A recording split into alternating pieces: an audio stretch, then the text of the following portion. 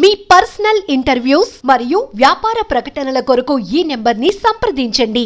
దువ్వాడ శ్రీనివాసు వాణి ఈ వ్యవహారం రోజుకొక కొత్త మలుపు కనిపిస్తోంది. ఎందుకంటే ఈ వ్యవహారానికి సంబంధించి కీలకంగా ఉన్నటువంటి ఆ ఇంటి మీదే ఇప్పుడు ప్రస్తుతం చర్చ నడుస్తోంది.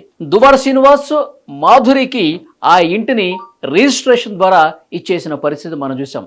ఎప్పుడైతే ఈ ఘటన వెలుగులోకి వచ్చిందో బాణి మళ్ళీ గొడవ స్టార్ట్ చేశారు. ఆ ఇంటి దగ్గరికి వెళ్ళి రచ్చ చేసిన పరిస్థితి మనం చూసాం. ముఖ్యంగా దువ్వాడ శ్రీనివాసు ఆ ఇంటిని ఇచ్చేసినటువంటి క్రమానికి సంబంధించి కొన్ని వాస్తవాలు ఇప్పుడు బయటకు వస్తున్నాయి. ముఖ్యంగా దువ్వాడ శ్రీనివాసు దివ్యల మాధురికి ఆ ఇంటిని ఇవ్వటానికి గల కారణాలను ఆయన లేటెస్ట్గా ఇప్పుడు చెప్తా ఉన్నారు. దానికి రీజన్స్ ఏంటంటే, గతంలో తాను ఎన్నికల సందర్భంగా 2 కోట్ల రూపాయల వరకు దువ్వేల మాధురి దగ్గర నుంచి నేను తీసుకొని ఉన్నాను, అప్పుగా తీసుకొని ఉన్నాను, కాబట్టి అది ఇచ్చేసిన బాధ్యత నా మీద ఉంది. కాబట్టి ఆ ఇంటిని దివ్వేల మాధురికి రిజిస్ట్రేషన్ ప్రక్రియ ద్వారానే ఆ ఇంటిని ఇచ్చినట్టుగా చెప్తున్నారు. ఇక్కడ ఒక కీలకమైన విషయం ఏంటంటే, తాను అప్పు తీసుకున్నాను, ఆ ఇంటిని మళ్ళీ ఆమెకి ఇచ్చేస్తున్నాను, నా అప్పు తీరుస్తున్నానని చెప్తున్నటువంటి దువ్వాడ శ్రీనివాస్ గతంలో ఈ విషయాన్ని ఎందుకు చెప్పట్లేదు? గతంలో ఏ ప్రెస్ మీట్లో కూడా, ఏ మీడియాతో మాట్లాడిన సందర్భంగా కూడా నేను అప్పు తీసుకున్నాను కాబట్టే ఇంటిని ఆమెకి ఇచ్చేస్తున్నట్టుగా ఎప్పుడూ ప్రస్తావించిన పరిస్థితి లేదు.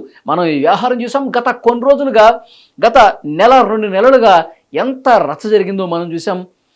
దువ్వాడ వాణి ఇంటి దగ్గరికి పోయి నిరాహార దీక్ష చేసిన పరిస్థితి ఉంది. ఇంటి లోపలికి బలవంతంగా వెళ్లే పరిస్థితి ఉంది. కోర్టులో కూడా కేసు ఉన్న పరిస్థితి మనం చూసాం. విడాకుల సందర్భంగా చర్చకు వచ్చినప్పుడు కూడా, కోర్టు మెట్లు ఎక్కినప్పుడు కూడా కోర్టు చాలా క్లియర్గా చెప్పింది. ఒక భార్యగా నీకు ఆ హక్కు ఉంటుంది కాబట్టి ఆ ఇంటికి వెళ్ళేటువంటి పరిస్థితి నీకు ఉంటుందని చెప్పి కోర్టు కూడా చెప్పిన పరిస్థితి ఉంది. కానీ వాణి ఇదే విషయం చెప్తోంది. మరి ఆ ఇంటికి సంబంధించి వ్యవహారాన్ని కోర్టులో ఈ కేసు నడుస్తుండగా ఏ విధంగా రిజిస్ట్రేషన్ చేస్తారని చెప్పి ఆమె కూడా ప్రశ్నిస్తోంది. కానీ దువ్వాడ శ్రీనివాస్ ఏం చెప్తా ఉన్నారు? దువ్వాడ శ్రీనివాసు ఆ కోర్టుకు సంబంధించినటువంటి ఆ కోర్టు ఏదైతే ఆర్డర్స్ ఇచ్చిందో ఆ ఆర్డర్స్ నా దగ్గరికి రాలేదు కాబట్టి నేను రిజిస్ట్రేషన్ చేసేసాను, నేను దివ్యల మాధురికి నేను అప్పుగా ఉన్నాను కాబట్టి ఇది నా ఆస్తి కాబట్టి నేను ఇచ్చేసానని చెప్తున్నారు. ఇక్కడ ఒక కీలకమైన విషయాన్ని పరిగణలో తీసుకోవాల్సిన పరిస్థితి ఏంటంటే, ఇక్కడ న్యాయవాదిగా ఉన్నారు మాధురికి ఆజాదే ఇక్కడ ఒక కీలక మలుపు తీసుకున్నట్టుగా చెప్పాలి. ఆజాద్ నడిపించినటువంటి ఈ వ్యవహారం, ఆయన అడ్వకేటు, ఆయన చెప్పిన దాని ప్రకారం వీళ్ళు చేసినట్టుగా కనిపిస్తోంది. గతంలో ఏదైతే అప్పు తీసుకున్నారో, గతంలో ఏదైతే ఎంత మేరకైతే అప్పు తీసుకున్నారో, ఎట్లా తీసుకున్నారో అవన్నీ కూడా ఇప్పుడు ప్రామిసరీ నోటు తీసుకొని, ఇప్పుడు చెక్కులు తీసుకొని, గతంలో ఉన్నటువంటి డేట్స్ వేసి, గతంలో ఉన్నటువంటి అవి స్టాంపులు తీసుకొని వాళ్ళు ఇప్పుడు క్రియేట్ చేసి ఇవి గతానివిగా చెప్తూ ఉన్న పరిస్థితి మనం చూస్తున్నాం.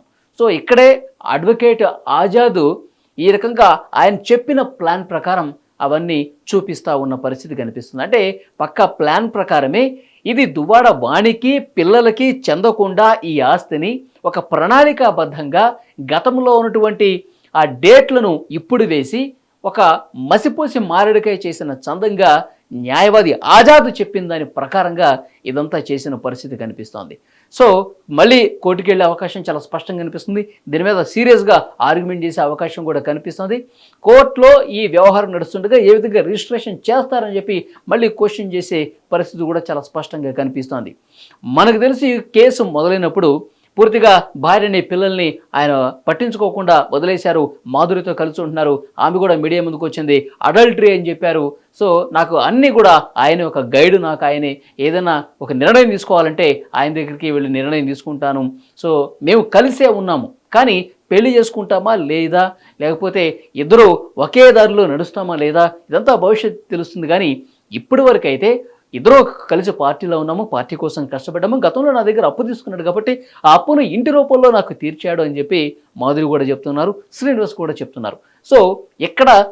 ఇక్కడ చాలా క్లియర్గా ఆజాద్ నడిపించిన వ్యవహారానికి సంబంధించి ఎప్పుడైతే అడ్వకేట్ ఆజాద్ మాధురి దువ్వాడకు పనిచేయడం మొదలుపెట్టారో అప్పుడు ఈ అప్పుకు తీసుకున్నటువంటి విషయాలని ఒక ప్రణాళికాబద్ధంగా ప్రామిసరీ నోట్లను, చెక్కులను, ముఖ్యంగా వాటిని పాత డేట్లు వేసి దాన్ని క్రియేట్ చేసి ఇప్పుడు రిజిస్ట్రేషన్ చేసుకున్నట్టుగా ఇది కనిపిస్తోంది. మరి దీనికి నేను ఎట్టి పరిస్థితుల్లో న్యాయ పోరాటం చేస్తానని వాణి గారు చెప్తున్నారు. ఆ ఇల్లు ఎట్టి పరిస్థితుల్లో మాధురికి చెందదు, అందులో మాకు భాగం ఉంది. ఇప్పుడు పూర్తిగా మమ్మల్ని దూరం పెట్టి ఈ ఆస్తిని కూడా ఈ ఇంటిని కూడా మాకు దూరం చేయాలని ఒక కుట్ర ఇందులో కనిపిస్తోందని వాణి చెప్తూ ఉన్నారు. సో లీగల్గా ఏ విధంగా ముందుకు పోద్దో చూడాల్సిన అవసరం కనిపిస్తుంది. సో ఈ వ్యవహారానికి సంబంధించి కుటుంబాన్ని పూర్తిగా పిల్లల్ని వదిలించుకుని ఆమెకి చెందాల్సినటువంటి ఆస్తుల్ని కూడా చెందకుండా ఒక కుట్రపూరితంగా నడిపించినట్టు ఒక గేమ్ ప్లాన్గా ఇది కనిపిస్తోంది. చూద్దాం ఇక కోర్టు నుంచి ఎలాంటి డైరెక్షన్స్ వస్తాయి.